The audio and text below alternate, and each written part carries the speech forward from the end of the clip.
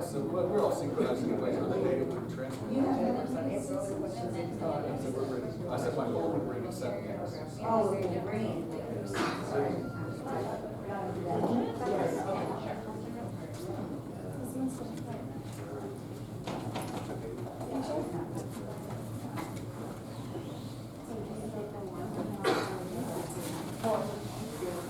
Okay, so we're at time. Can you hear me with this mic? Yes. Okay, great. All right, so thank you guys for coming to this session. This is the Climate Adaptation 3, Climate Adaptation, Mitigation, Engaged Research, and Service Learning Opportunities for Higher Education. My name is Dee Dee Bennett. I'm a faculty member here in the College of Emergency Preparedness, Homeland Security, and Cybersecurity. So welcome to all of you if you're not from here. We have a great panel for you today. We have Curtis Messer, and he is the University Director for Workforce Programs at CUNY. He oversees experiential learning programs for 1,000 students and 200 employers a year, including SUNY ServiceCore, CUNY Cultural Corps, and ServiceCore for Puerto Rico. These programs support students in life-changing internships in the nonprofit sector. We also have James Lischka. James Lischka is a professor of philosophy in SUNY Plattsburgh, and he is a senior scholar in the Institute for Ethics in Public Life, director of Center for Interdisciplinary and Area Studies, and a professor at SUNY College Plattsburgh. He was formerly Vice President of Academic Affairs at SUNY Plattsburgh, and he is Professor Emeritus of Philosophy at the University of Anchorage, where he also served as the Dean of College of Arts and Sciences. We also have Jennifer Santos Hernandez. She is she's the research professor at Centro de Investigaciones Sociales, University of Puerto Rico, Rio Pedras. Jennifer Santos Hernandez is at CIS, is the oldest social science research center in Puerto Rico. Her research focuses on the linkage between development, social vulnerability to disasters, community resilience, and climate change. We also have here Lisa Stevens. Lisa Stevens is the Assistant Dean for Digital Education at University at Buffalo, part of the SUNY system. She also serves as a senior strategist for academic innovation in the office of the SUNY Provost and enjoys an adjunct assistant professor appointment at U Buffalo College of Communication and College of Arts and Sciences Department of Communication. Finally, last but not least, we have Marty Matlock. He's the Executive Director of the University of Arkansas's Resiliency Center, and that's in the Biological and Agricultural Engineering Department. He received his PhD in Biosystems Engineering from Oklahoma State University, go Pokes. There you go.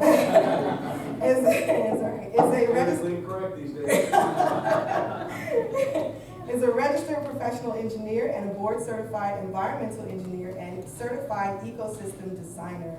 Dr. Matlock has co-authored four books and more than 50 peer-reviewed manuscripts focused on technologies and processes to increase resilience of ecosystem services with a focus on food, water, and community systems. So you have a great panel for you.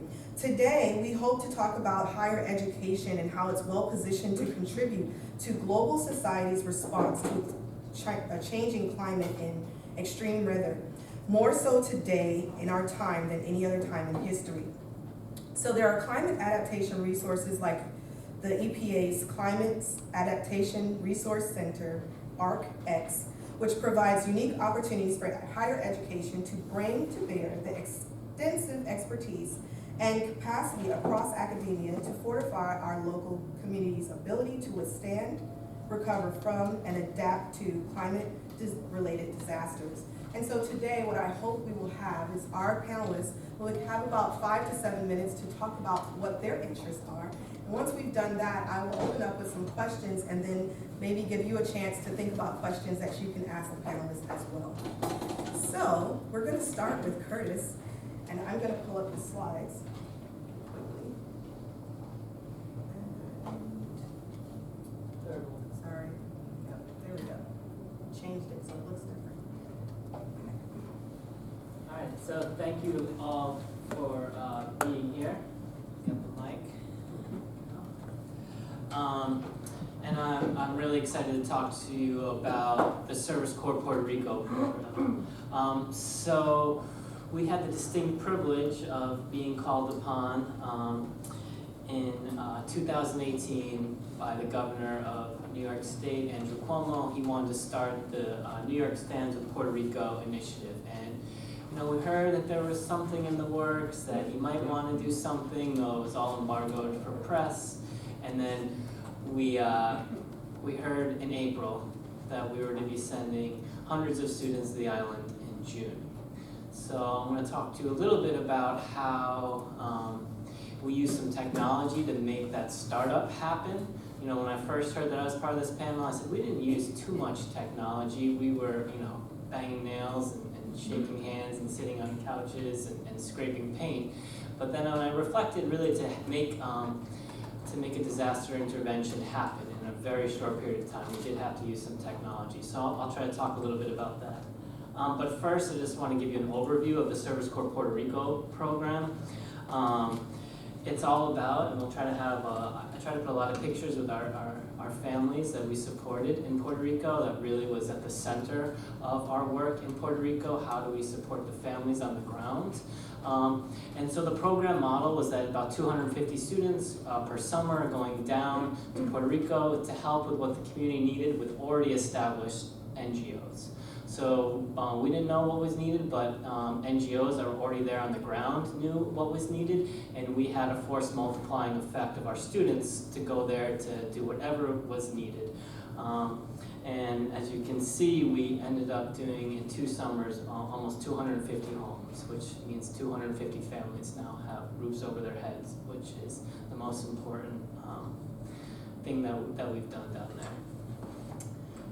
We have been in many parts of the island. Mostly we were doing rebuilding, but you see some of the green are also where we did a little bit of resiliency work. That was year 2 as the needs of Puerto Rican communities have changed a bit. At first it was just roofs. I mean, that still is a huge need down there, but then it's also starting to do a little bit of environmental remediation. As I said, the model, partner with NGOs on the ground. They know what's needed best, as well as communities. Really have a student leadership component. The cultural exchange is at the core of everything that we do, and that's really was the most of the training that happens for our students before they go down. How do you understand the culture of Puerto Rico, and how do you integrate yourself into that culture? How do you listen? How do you accept the warm gifts and the hugs that you're going to get in every home? And how do you give back to that? And what does it mean to be there as a guest of these families that you're helping to build roofs for? You know, on the weekends, we also made sure that if we're going to have students to go down there, they're going to learn some things. We did a lot of bomba classes, which was really amazing. Historic sites, we did a cultural exchange with professors, so that we had professors coming in the evenings to talk to our students about what was it like on the ground in Puerto Rico. We did lots of poetry open mics. We have a relationship with the Poets Passage in Old San Juan. where our students would have open mics, which is a very rich part of Puerto Rican culture, and that we obviously see in New York City has always been poetry, has been a very important part of the culture for the diaspora as well. So we made sure our students had that opportunity as well. So they would work Monday through Friday on the homes, and then on the weekend we had planned cultural activities, so it could really be a transformative experience. It's also an opportunity for students who are down there to get some exposure to this career, which is obviously we see. We have a whole conference here. This is a really viable career path for the future. So to make sure that we're intentional about how do we have this be a career exploration activity, and really try to align with some of the NACE guidelines for what does it mean to be experiential learning on the ground. So in the second year, as any good designer will tell you, we always tried to iterate and change, and we developed a really, we thought, important part of this is that the second year, our best alumni, as nominated by their chaperones, were nominated to come back, and they did 2 weeks of training in the winter, which was also a training for them to become paid staff members for summer 2019. So our best alumni who went through a full summer, now we hired them to be paid student leaders. A really amazing experience on the ground for them, and a great, obviously, role models for students. And this winter, hoping the program happens again, we'll be taking maybe 5 of those, kind of be super alumni. That will be project leads, and then we'll do another 20 from 2019 summer we'll be training. So to make sure that we really have this growth part of the program. And as well as just the individual growth, we really did a focus on cohorts. Cohorts were trained together, they fly together, they stay together, and they build really amazing relationships that stay connected after their experiences and on WhatsApp and all those. I'm an implementer. I think it's important to be clear about the money. So it costs about $3,000 a student to do this. That's probably the biggest barrier to knowing that this will continue. We just have to make sure that we can find the funding to be able to do this. So we might not always be able to go at the size of 200 students, 250 students.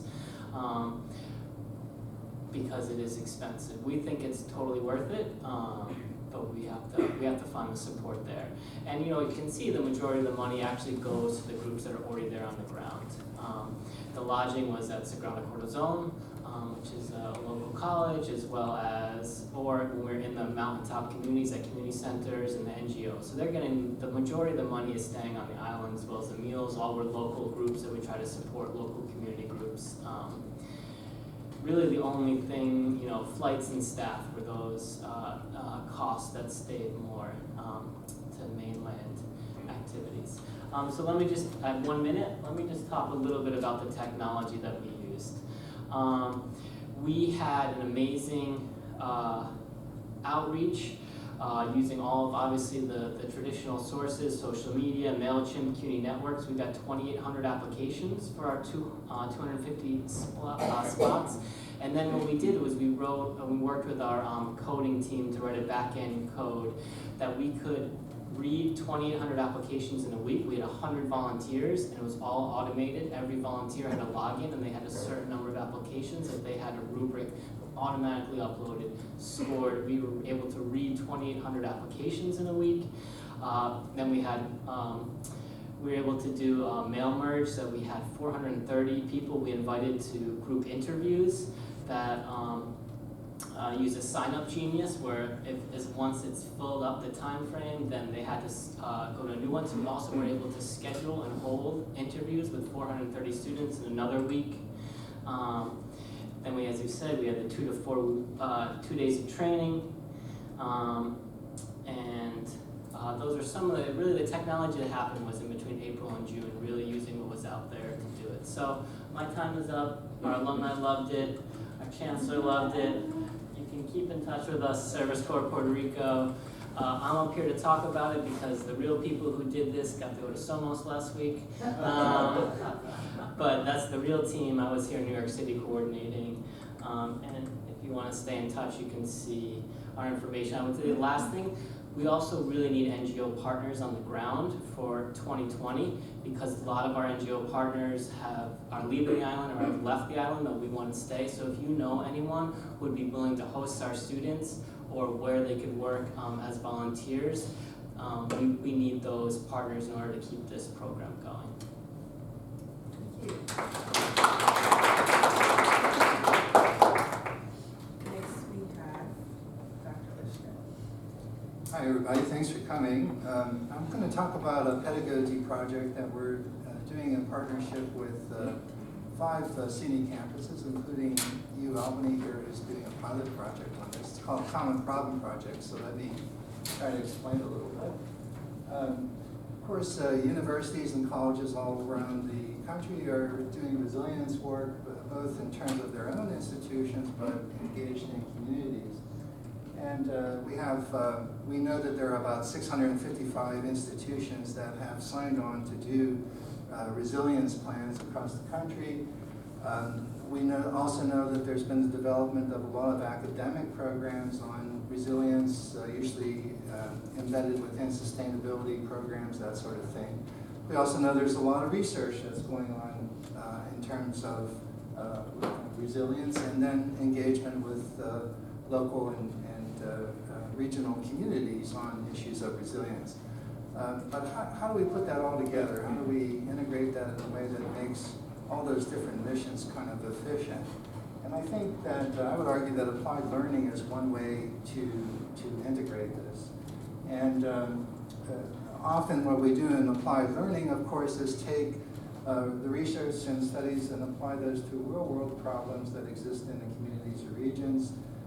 This enables faculty research, helps students become engaged with their communities, and learn better the subject matter of their courses. So it's a perfect instrument for integrating all those different missions we have in regard to resilience or anything that we're trying to deal with.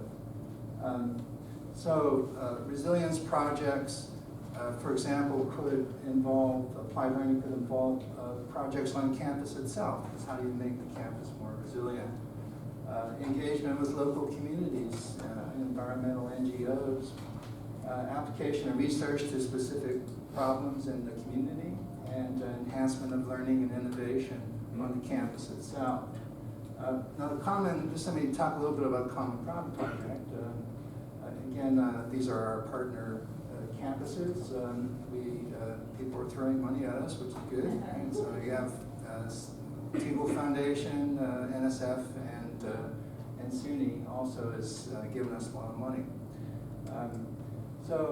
It's based on a very simple idea. That is, what we do is we find faculty, get them together that may have, from different disciplines, may have interest in a similar problem. And we have them coordinate their class schedules so that they're at the same time. We then have them embed a common problem project within the class as an assignment. And they have time and opportunity to organize their students in cross-disciplinary teams to solve the problem, usually in connection with a community partner. And then at the end of the semester, the students give a presentation about their solution to the problem, and the community partner is often there to comment. So it's an easy thing to do because it uses existing classes already. And it's amazing how you also engender conversation between and among colleagues that would never normally talk to one another, right? So science and humanities faculty, science and art faculty, we get them all together. In fact, we've found that the oddest combinations produce more interesting results. So it's very easy to implement. And so it involves all these things here that are considered to be high-impact practices. We stress problem-based learning for the students. There's enough emphasis on critical thinking, right? Okay, so we know what's wrong. Let's find a way to solve it. So let's start focusing on problem-based solving pedagogy more so than on critical thinking. I mean, you need critical thinking for problem solving, but you got to solve the problem that you've unearthed through critical thinking, right? So is cross-disciplinarity. What's really interesting about the work here is that the students have to communicate their disciplinary language and vocabulary to another group, and conversely. And it's really interesting how it kind of works. It doesn't work all the time, but lots of times when they're working together on a problem, they have to translate that language, that disciplinary language, for someone who doesn't know the discipline, right? There's community engagement because often these involve partners. Students are out there in the community or with the agency working on the problem. Teamwork, students hate teamwork, but what we try to do is to tell them why they hate teamwork and what you can do to remedy it. So the workplace now is teamwork. You just have to learn how to do it. That's the message we kind of send, and there's better ways to do it than not. So they're learning that as well as the problem solving, how to work in teams and how to work in cross-disciplinary teams. And then we always engage in student self-reflection, and we've got a lot of great assessment data from that student self-reflection, more so than just our pre and post assessment tests. We get a lot of good information there. So some examples, SUNY Oneonta is doing this sustainability in the schools program, and what's neat about this is it's evolved into a connection between elementary students, high school students, college students, and the farm-to-table programs that were in existence that expanded to food waste management and that kind of thing. But the college students mentor the high school students who mentor the elementary students, and so it works really, really kind of neat. And it started with an astronomy class working with an education class. The astronomy class was focused on atmospheric changes due to climate change, right? So it's interesting. Another, what would seem to be an odd juxtaposition combination was film and sustainability. So we had an environmental science faculty member work with an English film faculty member, and what happened was that students learned how to tell a story about an environmental problem in the community. So they had to construct this film, produce this film, and they learned to tell the story.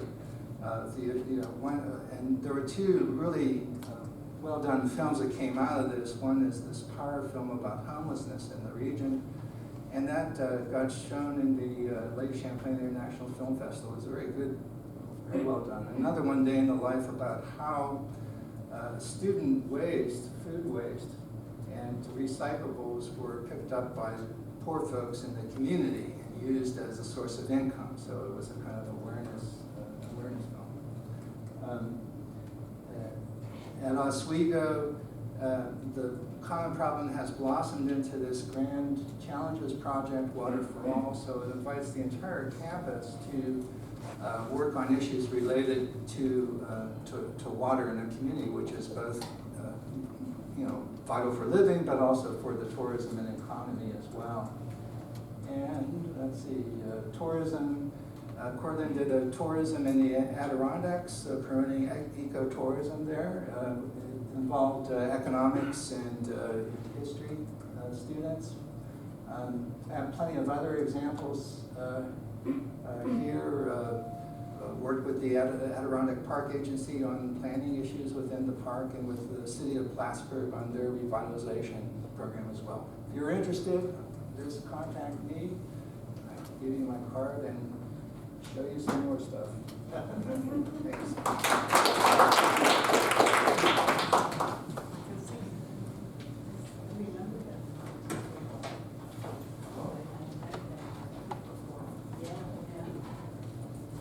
Awesome. Hi, my name is Jennifer Santos Hernandez. I'm a research professor in sociology of disasters at the University of Puerto Rico, Rio Piedras. And I want to begin by thanking Didi Bennett for the invitation to be here today. Sometimes, when we look at Puerto Rico, we see it as monolithic. And when we look at different places, we miss the networks, the social dynamics. And I think that's very important to also understand the landscape. One of the things that when you look at, I'm a disaster researcher, so I look at the process from different lenses, and I compare the situation of Puerto Rico with other events. And disasters are really processes of social change.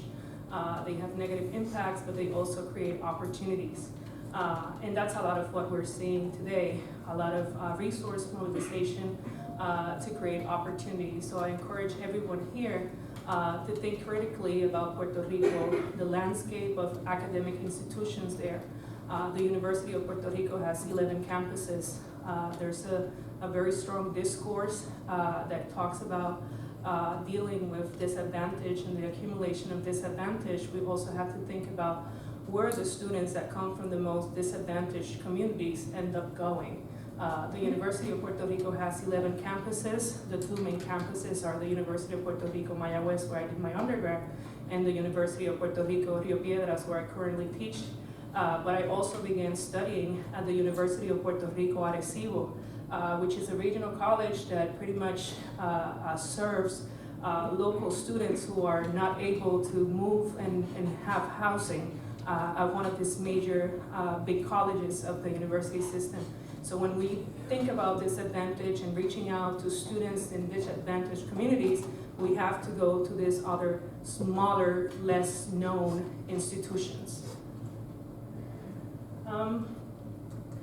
So a little bit about my background. As I said, I did my undergrad at the University of Puerto Rico, Mayagüez, and I did my master's and my PhD at the University of Delaware. I had the privilege of working at the Disaster Research Center as a graduate student, and it certainly changed my scope as a researcher and as a scholar. I also had the opportunity of working at Oak Ridge National Laboratory for 2 years.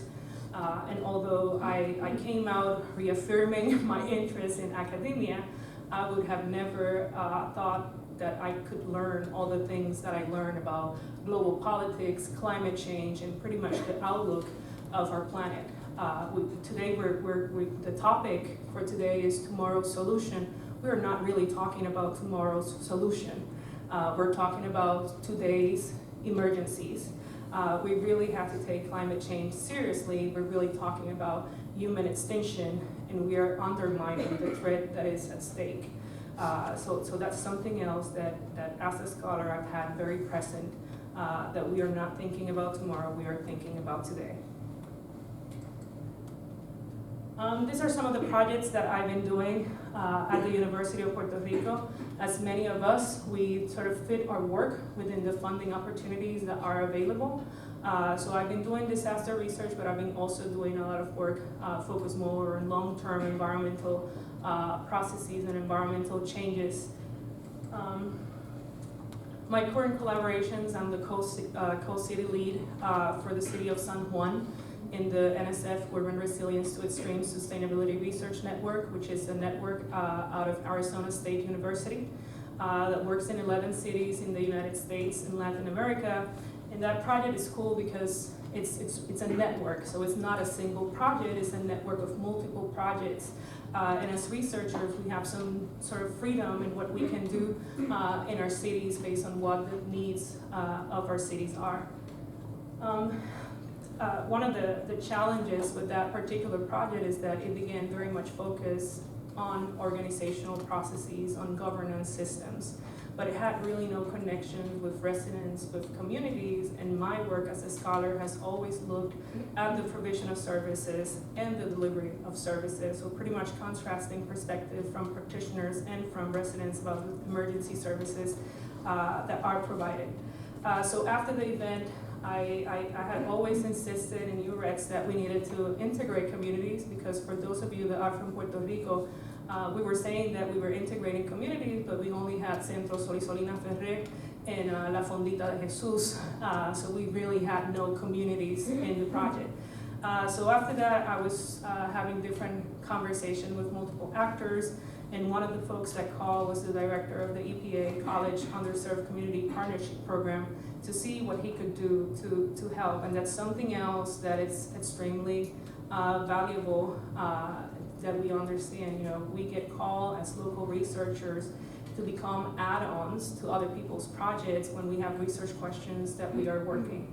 And it's something else to think about how we can support the work that is already happening there and not desire that scholars that are already working now, I was at some point invited to look at the hydrosocial cycle of water, which is fantastic, really interesting, but my work is on development and social vulnerability to disasters. The other project that I've been leading is an education project focused on climate change, in which we work with students to develop lesson plans aligned to the curriculum of the Department of Education, and we do a lot of translational work to really bring down to the concept of Puerto Rico what climate change is about, to really have kids develop the skills to be able to observe and document the changes that they're seeing in their communities. And I think that that's something else that we have to keep in mind.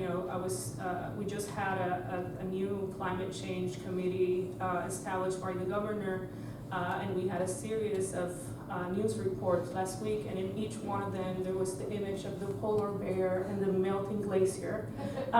So it's super hard for someone in Puerto Rico to personalize what climate change is about when we don't have snow or polar bears.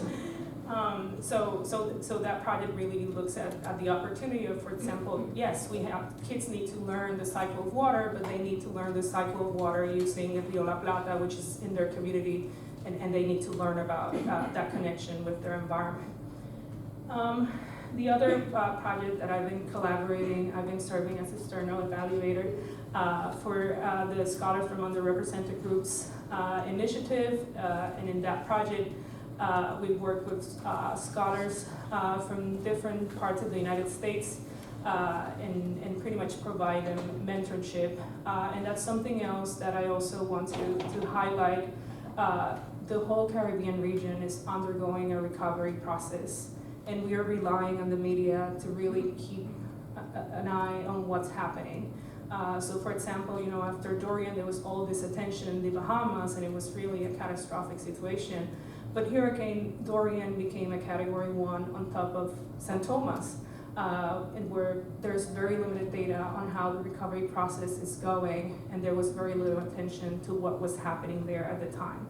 So that's something else to think about, how we can better understand the regional recovery process. So something very important is that throughout this conference, I've seen very little disaster research. Disaster research is an area of inquiry that began in the 1960s with the Disaster Research Center.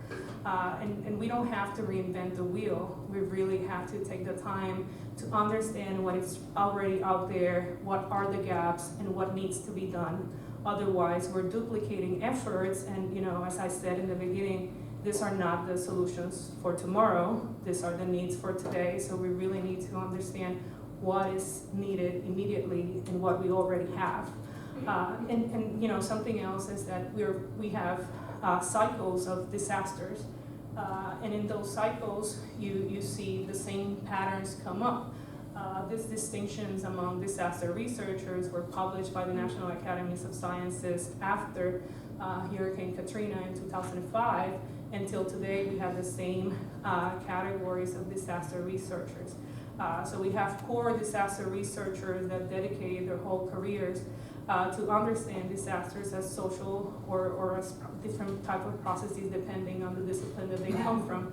But it's very important to pay attention to that work that is already there. The other major challenge is that we have a very large diaspora when we talk about Puerto Rico. And oftentimes when we leave the island, we leave everything behind. And we forget about Puerto Rico until one of these traumatic events happens, and pretty much we also have the trauma of the homeland that we left behind.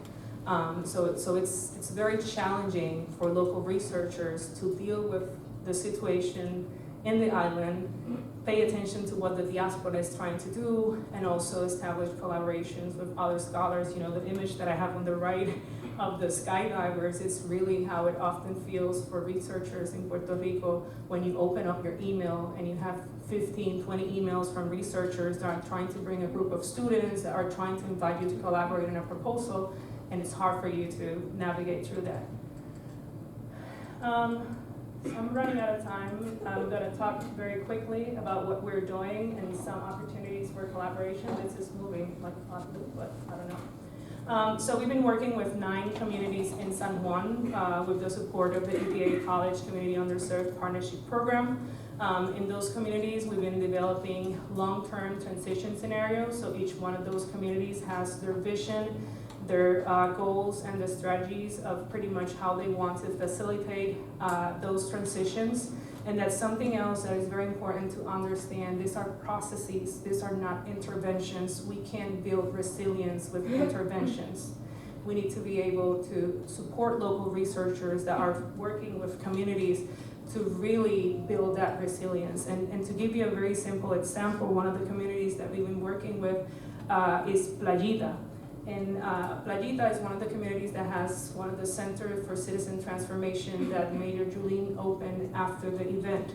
And pretty much these spaces have been habilitated to serve as community response centers, but with very limited resources and in a very emergent way. No one really has spent time to critically think about these spaces. So for example, when Dorian was approaching, one of the things that came up in Playita was that the facility didn't have any storage space. So they had to figure out where they're going to store anything that was going to be served to the community. And it's through that process of pretty much, like we've been working right now for a year with these communities, and probably like a month ago, I was sitting with the leader of Playita and I tell her like, hey Cecilia, you know, I've been coming here for a year and I always sit in the same seat. And I look at you, and I look at the raft, and I look at you, and I look at the raft, and I really don't understand how the evacuation of the community is going to take place. And she starts laughing, and it's like, I don't know either. And you know, all this time we've been having this conversation is about, you know, we have to start thinking about how the community is going to take on this responsibility, and if it's something that we can really take on. So we have to think about tabletop exercises and how we think about a culture of preparedness and preparedness as a process. So she quickly remembers the training from CERT, and she was like, oh, you know, when we were doing CERT, we were like moving this patient and it was so heavy that I told the guy like, yo, you have to pick him up or I'm gonna let him fall. And I was like, yeah, and that's one of the things that we have to talk about, you know, the special needs of the residents and what is needed to be able to facilitate the process. So that's why these tabletop exercises are so important. She's like, yeah, you're right, we need to do that. But it's that process of really persuading, of building a culture of preparedness and of thinking critically of what we're doing and what are the long-term consequences of those decisions. So I'm gonna leave it there. Okay.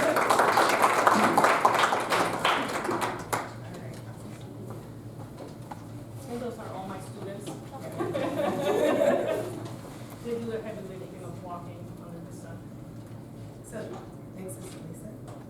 Oh, you have the right one. Oh. This one.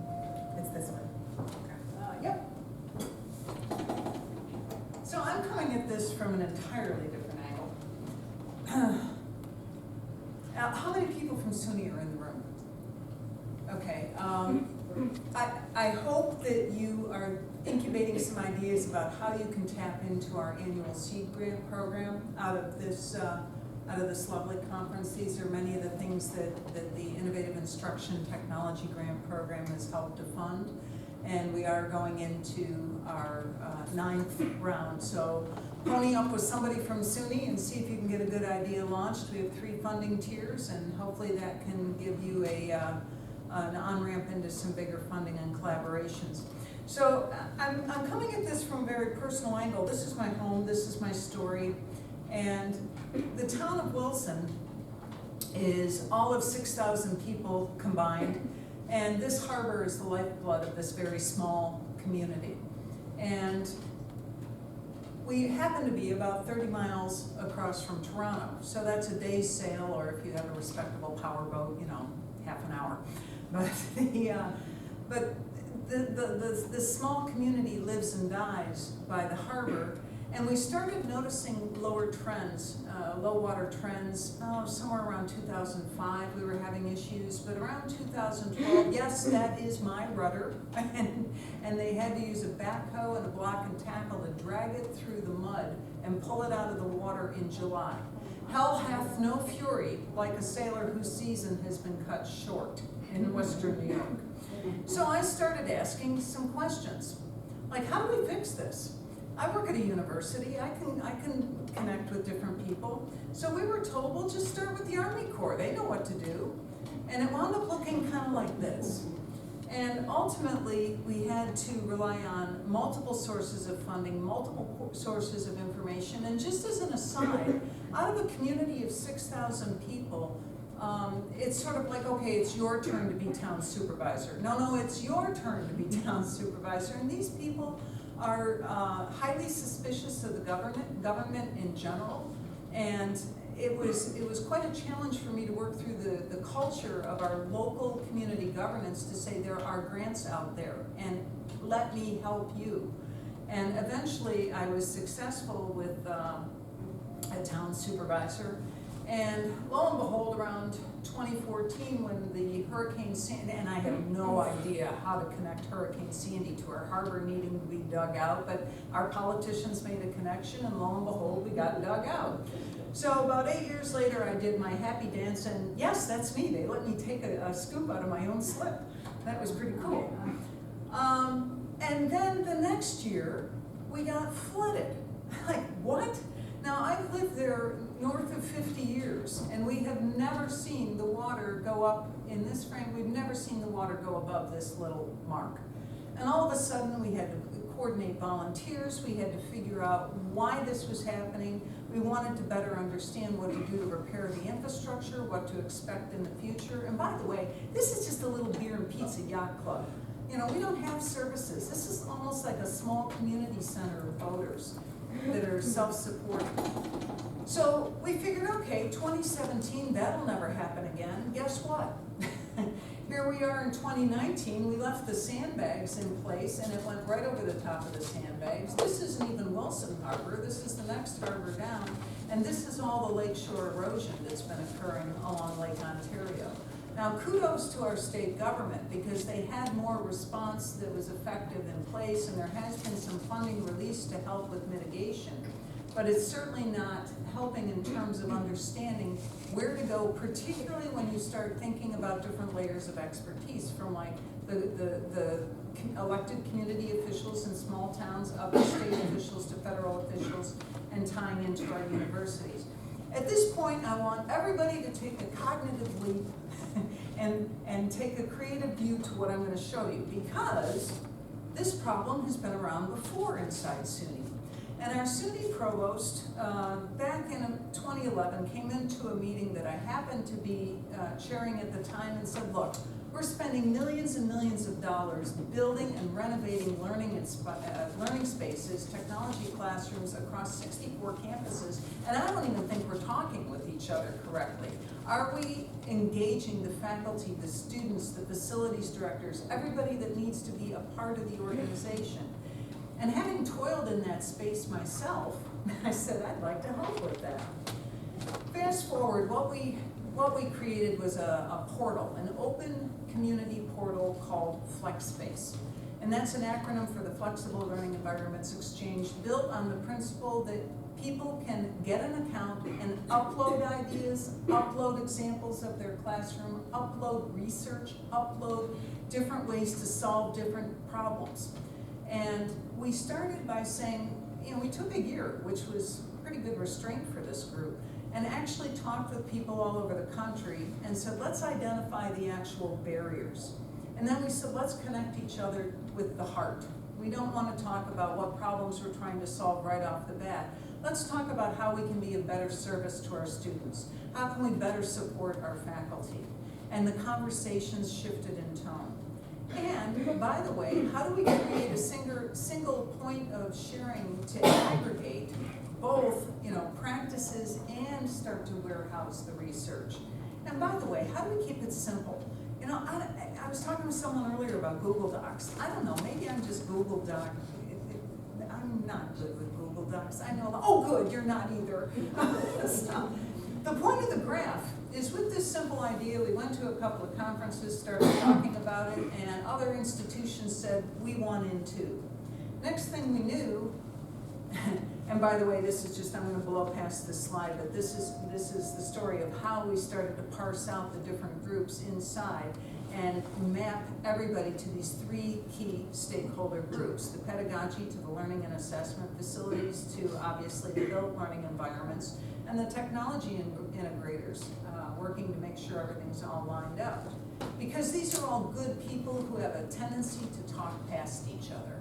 And they all have good hearts, and they're all very, very well intended, but they don't understand each other's world. Okay, creative leap. So we think that you could potentially map this type of process over to RISE. Now, I'm new to the RISE community, so I just sort of thought this might be something that might make sense in terms of mapping taxonomy or mapping various attributes that needed to be explored. So what might that look like? This is what our repository of learning spaces looks like. And as it caught on, as that growth curve went higher, pretty soon Cal State University system was saying, we'd like to contribute to this effort. Foothill De Anza kicked in money with their online consortium. Penn State said, hey, we're all about learning spaces, we'd like to contribute to this too. And at the same time, professional associations got behind it and individual sponsors got behind it as well. And next thing we knew, we were up to well north of 4,000 users. We've got, I think, around 1,380 individual EDUs in this shared portal. It's free, it's open, we hope to sustain it, and we're across 64 countries. What if we started to adapt it to RISE? We own the code. We can share the code. We just need to work out a way to connect into all the other wonderful resources and websites and portals that you have across your community and use this potentially as an aggregator. And oh yeah, by the way, the developer that we're working with, that we partnered with, is out front in terms of virtual reality and extended reality. So we intend to start baking that in too. What if I had a toolkit when I was busy trying to figure out how to get the harbor dredged? If I could go to a resource that says, how do I fill out a DEC permit? What if I were